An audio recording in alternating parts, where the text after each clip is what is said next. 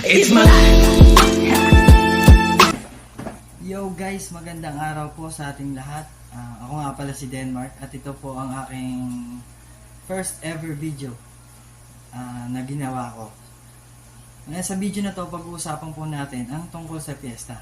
Pero bago po tayo magpunta sa fiesta, so meron po muna tayong Pasko, bagong taon, mga hinihintay nating okasyon para ipagdiwang nating mga Pilipino. At sa buong taon, ang isa sa mga hinihintay pa nating okasyon ay ang kapistahan. Kaunting kaalaman lang po, no? Nagumpisa po itong pagdiriwang ng piyesta mga 15 or 16th century pa, no? So halos daan-daan taon na rin ang lumipas na isa to sa mga pinamana ng mga Kastila para sa pagpupugay sa mga santo, pagkilala sa mga santo, dahil sa paniniwalang ginagabayan nila tayo.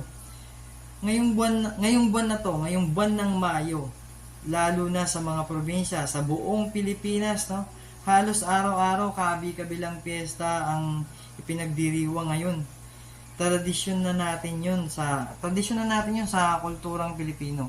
So, ano po ba ang mga kaganapan tuwing piyesta? Una sa lahat, so sa bahay natin, naglilinis ka, papagandahin mo yung mga dapat pagandahin, ilalabas yung mga magagandang plato, kutsara, tinidor. Siyempre, di mawawala ang paghahanda ng mga masasarap na pagkain, lalong-lalo na kapag meron lechon. So, grabe, sino ba namang hindi gusto ng lechon? Halos lahat yata tayo na kumakain ng lechon, no?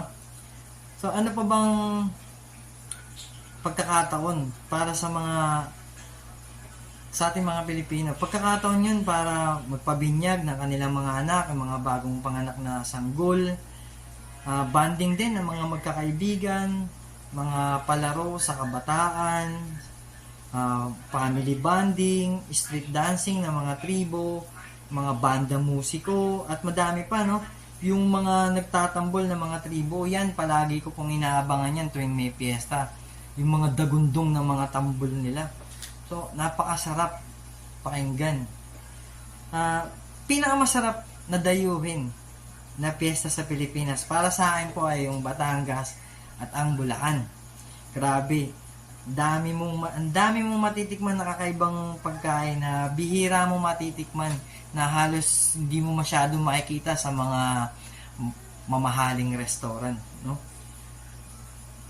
Pinakamasayang piyesta, ha? So, kanina pinakamasarap na piyestahan doon nga sa Batangas tsaka sa Bulacan, no? Mga Bulakenyo, mga Batanggenyo, salamat, baka naman salamat sa masasarap nyong inihahandang potahe para sa mga bisita nyo.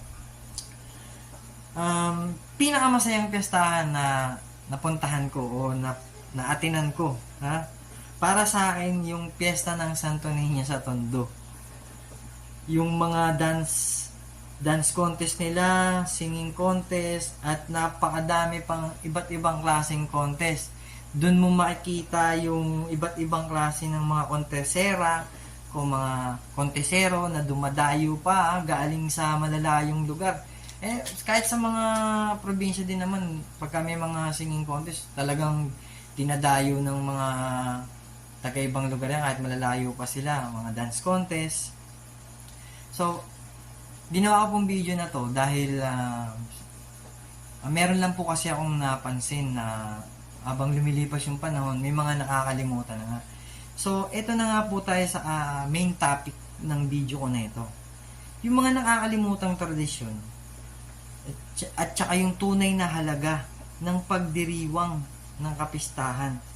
Madami na sa kababayan natin na ang pagpunta na lamang sa piyesta ay yung para kumain na lang, para makipag-inuman, tapos party-party. Yung iba, hindi na nga nila alam kung sinong santo yung binibigyan nila ng pagpupugay o binibigyan nila ng alay na dapat pag-alayan ng pagdiriwang ng piyesta, no? Hindi na sila yung dapat na dumadaan muna sa simbahan para magbigay ng dasal, magbigay ng pasasalamat sa pagkakataon na yun. Na sa palagay ko, tayong mga, panawagan ko lang po, sa palagay ko tayong mga nakakatanda, may mga edad na. Parang tungkulin din po natin na i-educate yung mga kabataan kung ano ang tunay na halaga at diwa ng kapistahan. Wala na masyado yung tradisyon na kagaya ng mga Santa Cruzan, mga Flores de Mayo, mga Reyna Elena, Reyna, sino ba mga Reyna yon? Parang medyo nawala na po yung mga ganun. May mga nakikita pa naman din ako, mga iilan-ilan na mga lugar, lalo na sa mga probinsya, no? Ngayon nga, kagaya nga ng sabi ko kanina, ngayong buwan ng Mayo, kabi-kabila yung piyestahan. Yung iba nga may mga listahan pa yan, may mga kilala sila sa mga bawat bayan na pupuntahan nila. So, eto pa po, dagdag ko na lang din, eto pa nakakalungkot isipin na pangyayari. Minsan may mga nababalitaan na tayong hindi magaganda, mga kaguluhan, may mga nagrarambulan. Ang matindi, minsan may napapahamak.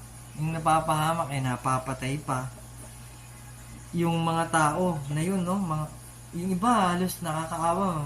Mga dayo pa yung iba na napagtitripan, mga babaeng nababastos. Well, sana wala na yung mga ganung pangyayari, no? Magkasiyahan na lang tayo, maging magkakaibigan na lang lahat. Magpasalamat tayo sa ating Diyos na sa ganitong pagkakataon ay nabigyan tayo ng napakasayang selebrasyon. So, yun lang po. Sana yun lang po, no? Sana nagustuhan nyo po itong video ko. Kung mapapansin nyo, binabasa ko po itong patungkol dito sa video ko kasi di ba nga, first video ko pa lang ito. Sana nagustuhan nyo. Happy Fiesta pa rin po sa ating lahat. Magpatuloy po tayo magselebrasyon, magpatuloy tayo magpasalamat sa Panginoon. Yun lang po. Sana mag-like ka din dito sa aking Facebook account. Follow mo na din ako. Mag-comment ka kung ano ba yung mga karanasan mo na experience mo na hindi mo makakalimutan na masaya na kapag piyesta. Salamat sa pananood at happy piyesta po sa ating lahat. Yung mga bring home dyan, salamat sa mga nagpapa-bring home. Eto po pahabol ko lang, no? Sa mga bisita po, sana kapag kumain kayo, sana pag pinupuno nyo yung plato nyo, sana ubusin nyo naman, no?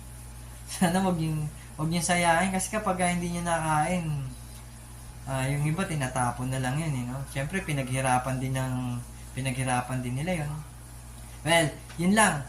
Sana happy fiesta po sa mga darating pa mga fiesta.